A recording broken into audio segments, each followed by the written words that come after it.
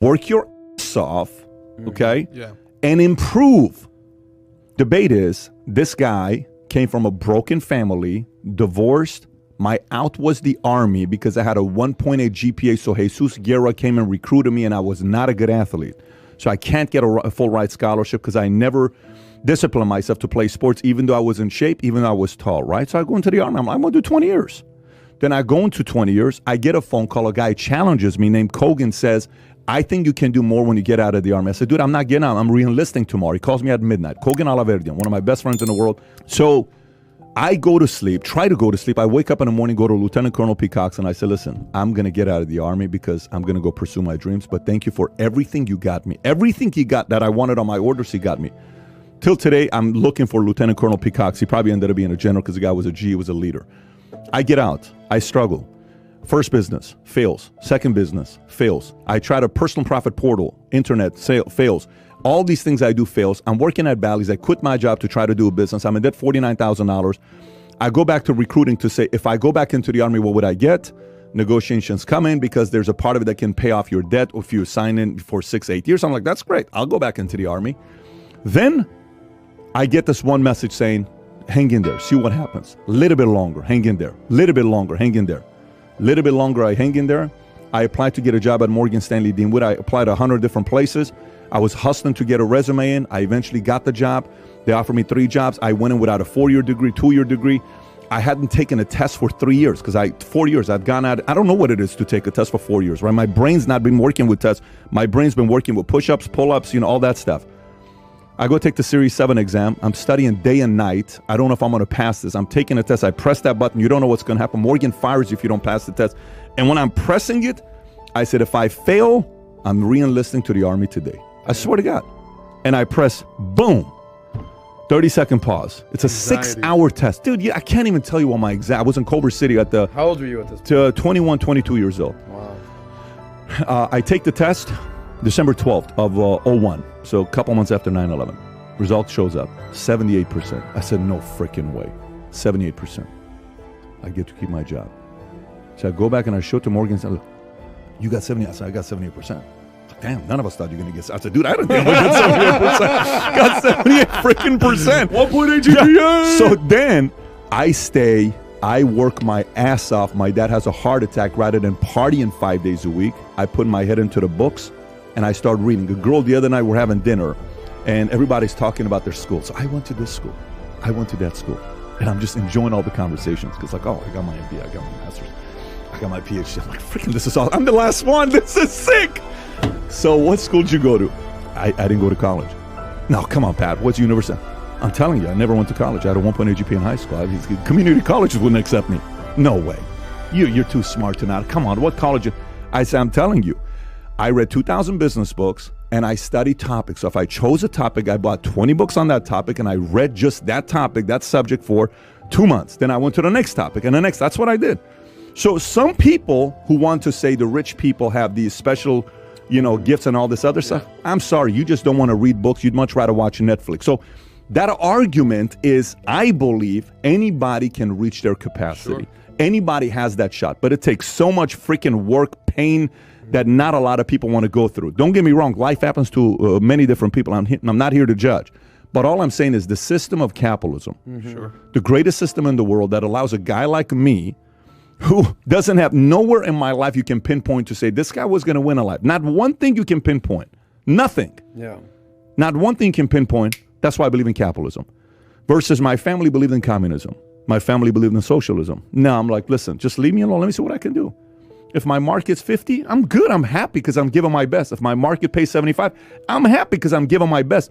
But if I keep bringing value to the marketplace, all of a sudden an opportunity is going to come up. Yeah. And you can't predict that opportunity. All of a sudden someone's going to say, you know what? We're going to do this project. I want you to be a part of it. Here's how it's going to work out. And boom, your name pops up. What the hell just happened here? Because behind closed doors, rather than throwing the towel, you're giving your best. Capitalism works. It's those who don't work that hate capitalism, unfortunately. You did a video. Those who don't work and don't improve. Some say, I work my ass off, but they don't read books. It's those two criterias. You got to work, you got to improve, you got to have a decent attitude. Nothing about what I said has to do with my last name. Nothing with what I said has to do with the school I went to. Nothing with what I said has to do with certain, God-given. Nothing with what I said has to do with that. Formula is very transferable to others. I don't jump 46 inches. My name is not LeBron James, and I jump 46 inches. I'm not that guy, okay? I'm not a statistician that I can just go through some of the stats, that stuff, and I'm Ray Dalio. No, I'm not that guy. It's called work your ass off, okay? Yeah. And improve. Figure out a way to improve your attitude. Sometimes half the battle is people have some shitty, negative, unattractive attitudes. They're a crap magnet. Everything is shitty. Everything is complaining. Everything is somebody else's fault. Nobody is turned on by somebody that constantly blames somebody else. Nobody. When I was single, I would go on dates and I would talk to a girl. My last boss was a jerk. My last boss was an asshole. I said, out of your last 5 bosses, which one of them were assholes? All of them. I'm like, shit, it's not the boss's problem. It's you. It ain't no boss's problem. It's your attitude sucks. Yeah. Within an hour, you saw the attitude. Right. You read those 4 topics, 2 years. Work your ass off, come back to me 2 years from now. Matter of fact, you won't even come back to me because you forgot about it because you're killing the marketplace. The market rewards people who outwork and out-improve. It's proven. This doesn't mean you're going to be a millionaire in 2 years. Yeah. This doesn't mean you're going to be a billionaire in 2 years. Here's what it does mean too.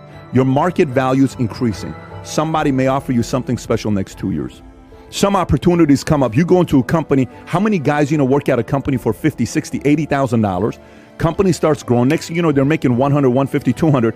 Next thing you know, they get shares. Behind closed doors, they're investing money into a 401k, retirement, whatever. Then 10 years later, company has an exit. This guy gets a $6.8 million check. How the hell did you do it? Yeah. It ain't that. And you know how many people have done this, by the way? A lot. Not 10,000. Not 100,000. Millions have done this. What you're describing is what education Yeah. was before government got involved. Yeah, in it. so you're describing what college was for hundreds of years. You're describing, the Socratic and Platonian method of education. This No Child Left Behind thing is less about educating people, and that was Bush did this. It's less about educating people, and it's do you show up on time and are you obedient? That's all we care about in education anymore. We don't actually care about teaching anybody anything.